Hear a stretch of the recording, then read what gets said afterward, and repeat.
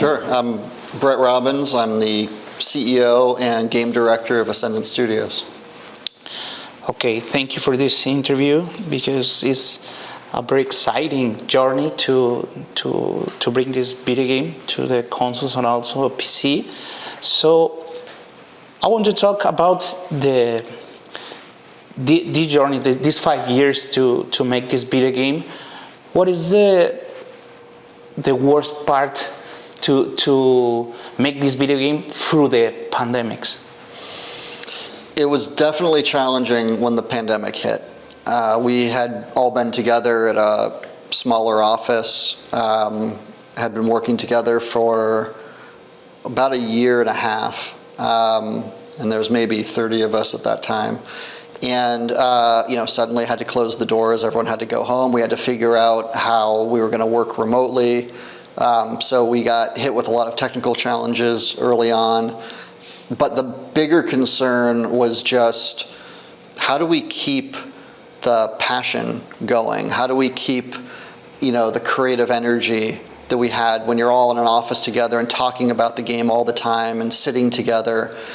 How do we replicate that online? And that honestly was hard to do, and it took a little time for us to really figure that out. Everything has a silver lining.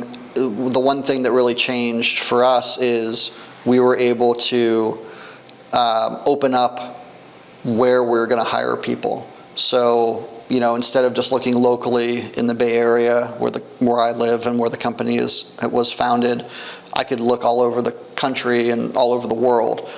And suddenly that really accelerated our hiring, and we were able to get a lot of people that we never would have normally considered because they were remote. And that's been great. So that part of it at least worked out really well for us. But of course, it was still a very hard time for everyone to go through, very stressful. Okay. You talked something about this feeling of this studio, in fact, in the video presentation. So for you, what is the secret to maintain that sense of dreaming and fantasy inside of the team? Because I can feel it right now. So what is the secret? I don't know if there is a secret so much as you need to just commit to it. I think a lot of studios are, the personality of the studio really starts from the top down. And I think the fact that people see me very committed to the world and the narrative and, trying to create something that is new and interesting, I think it becomes a little bit infectious and addictive, and they feel enabled to also think that way and feel that way. I think if you have a studio where that's more restrictive, people simply don't allow themselves to express, every idea they have or potentially be as creative. So I wanted to create an environment where people saw me acting that way and felt it was okay for them to act that way, and that if they had an idea, it doesn't mean it's going to be immediately shot down. They can, throw things out, and some get shot down, but some don't. And many ideas from the team have made it into the game, and I think people feel a sense of ownership of the game because of that. Okay, I think I want to make some kind of comparison because this studio is in a place that the wine grows here. So I think this video game is like a wine, because you take the time. And I was talking with your art team, and they told us that they don't use the artificial intelligence to make the art. So this is the topic in the last months. What do you think about these new technologies that are using other studios to make some parts of the video game? I think it's interesting. I think the jury is still out as to how effective it's going to be. It's early. It's a little early to know. Certainly what we're seeing in terms of pre-visualization and concept art is certainly intriguing. Some of these programs that can create concept art very quickly. I'm always a little hesitant about immediately adopting new technology because a lot of times when you actually put it into practice, you find that it's not quite ready, or that there's things that you didn't think about that it can't quite do yet.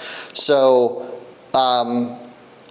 there's always sort of something shiny and glittering to be attracted to, and I tend to be a little cautious and sort of wait a little bit and to see it proven out. I think we're not quite proven out yet on some of the AI stuff. For example, I think for exploration and pre-visualization for concept art is really powerful. However, for concept art that is functional, it needs to actually help you make the game. Maybe it's not so great yet. I don't know, we'll see. It's certainly accelerating really quickly, so I might be saying something totally different 6 months from now. Okay, so you have a very long career in the video games industry, so I can feel some kind of a lot of experience of the gameplay inside of this game.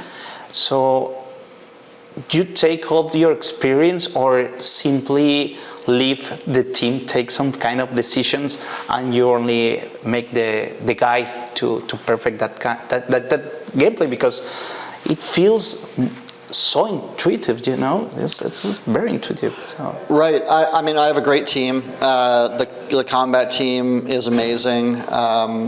I certainly, took some learning from working on Call of Duty, where the feeling of combat was paramount. It was very important to get that right. So I wanted that in this game, but it's absolutely not all me. The team has brought an enormous amount of talent and ideas and ability to what we're making. So I might set out a high-level goal of making combat feel intuitive and feel, fluid and feel, understandable. But they will bring so much more to the table and just really help, flesh out those ideas. So, I couldn't do anything without a great team. Okay, and for you, on this part that we can see through the video and through the gameplay, for you, which is the best part of this little piece of the game? It's sort of like asking which child is your favorite. So it's very hard to say because I really love the combat, but I love the storytelling and the narrative a lot as well. I did a lot of the writing along with my writing partner and our lead writer, Michael. So I have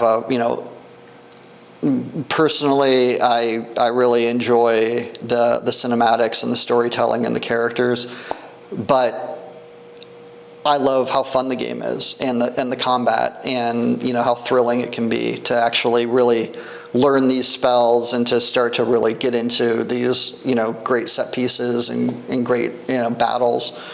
So for me it's both. It's both the combat and the narrative that's super important. But we spent a lot of time on world building. We spent a lot of time trying to make the world feel consistent and new and interesting. So the fact that that's starting to that really came together is important to me.